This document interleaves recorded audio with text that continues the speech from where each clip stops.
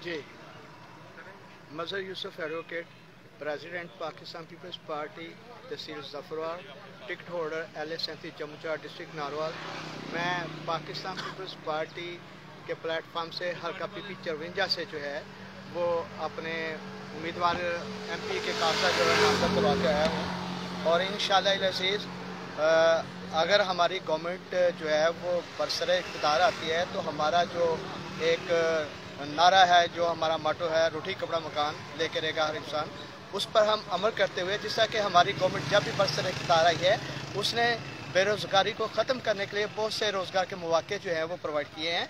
और इसी तरह जब भी इक़्तिदार में आए हैं इन्होंने अपने मुलाज़मीन, गरीब आवाम और किसानों, मेहनत कशों का जो है वो भरपूर एहसास किया है। और इंशाअल्लाह ताला मैं समझता हूँ कि इस वक्त भी हमारा किसी सियासी पार्टी से कोई मुकाबला नहीं है। हमारा मुकाबला है तो सिर्फ मुल्क के अंदर जो बेरोजगारी है, मुल्क के अंदर जो महंगाई है, मुल्क के अंदर जो लाकानूनियत और अकब परवरी है, उससे हमारा मुकाबला है। और इंशाल्लाह हम बरसर इक़्तिदार कर इस पर अमल करेंगे। अच्छा सर, ये बताएं कि जो आप हालात देखते हैं बाहर, जी